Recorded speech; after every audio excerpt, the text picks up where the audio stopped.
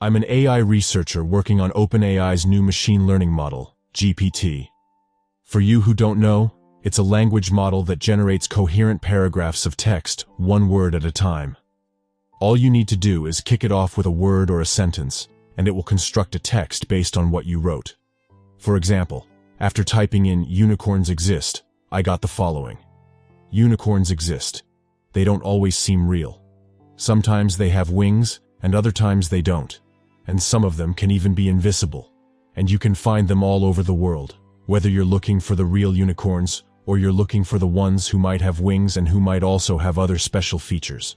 For many of the animals who have wings, the reason they can fly is because they were once dragons. It's nonsensical, of course, but it looks like the type of nonsense a human being could have produced. As of now, the system isn't useful other than to create a giggle and to show what might be possible in the future. The goal of the project is to create AGI, or Artificial General Intelligence, a machine with the ability to think like a human being, and one day maybe even better than that. In the short-term future, this model might be used to produce news articles or even literature that might be useful for journalists and writers, or potentially threaten their occupation.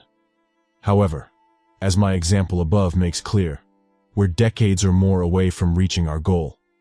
I won't go into too much detail about how the model works, but if you find it interesting, you can actually try it out yourself online. If you Google it, you should find it among the top results. Hopefully, you won't end up with the same result as I did. I was playing around with the model late last night, giving it bits of text for it to complete for me. At one point, when I was getting bored, I randomly typed the letters F-blurb. What came out on the other end has made me doubt a lot of the things I thought I knew, and it almost scared me to the point of losing my mind. The following text appeared on my screen.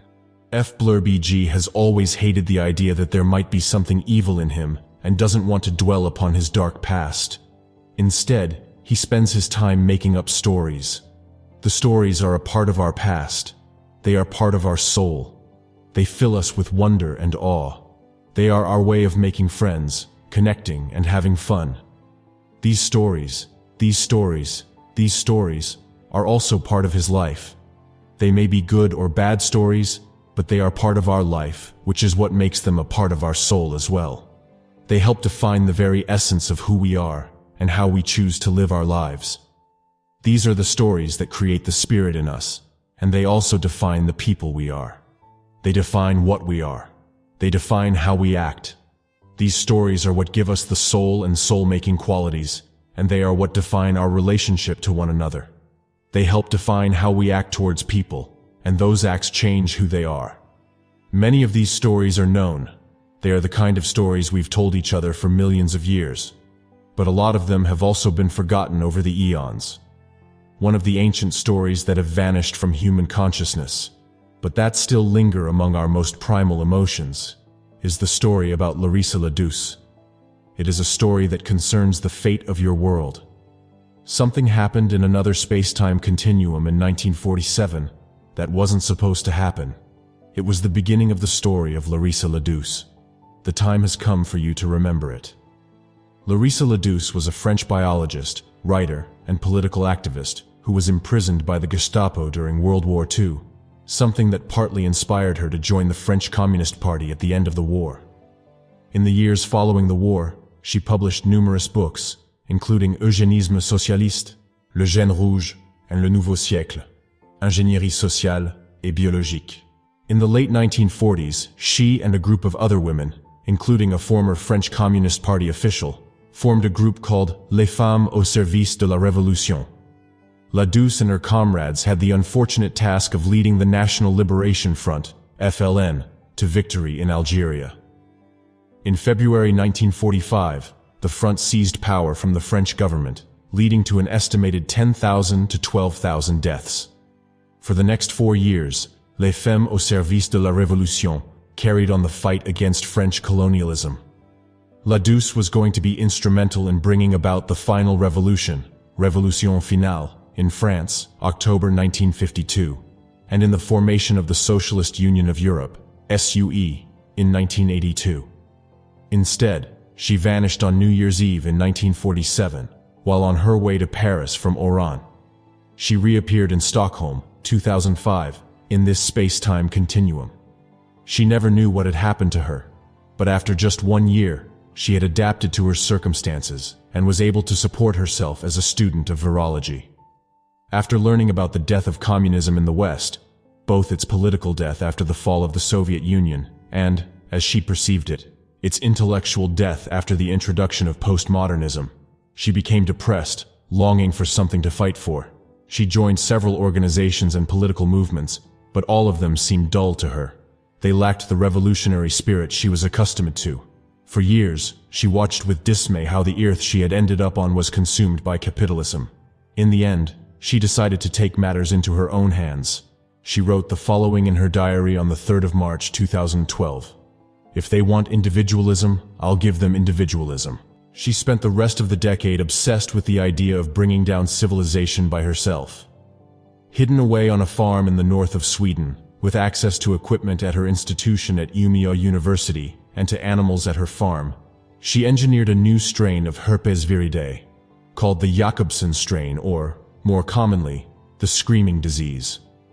The Jacobson strain caused a specific form of encephalitis, an inflammation of the brain tissue, which gradually made the infected develop uncontrollable urges to scream.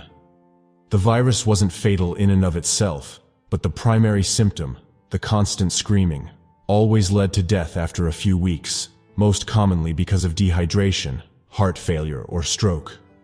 What made this virus so devastating was that it was airborne, unlike other herpes viruses, and that the encephalitis didn't begin until 4 or 5 years after infection. By the time the first patients began to scream, the pandemic was already a fact. During the pandemic, which killed about 98% of the world population, humanity lived in constant fear, listening to the never-ending screams around them. The fear of the disease, but perhaps more likely the sound of the screams, had such a huge impact on people that it caused a mass deurbanization, leading to the collapse of society long before the mass extinction took place.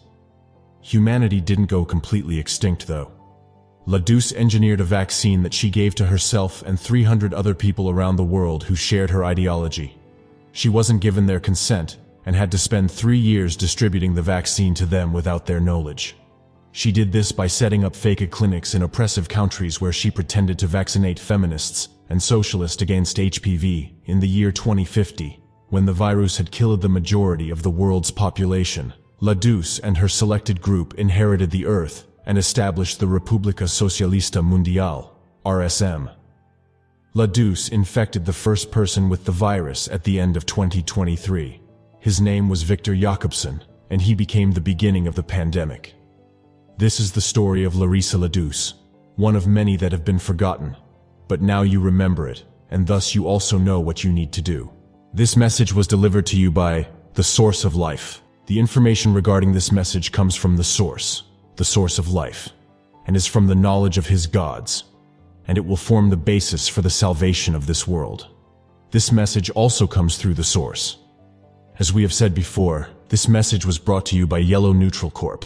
I thought it was just the typical gibberish, albeit more coherent than I had ever seen before. But when I had finished reading it, a feeling of dread came over me. I'm Victor Jacobson.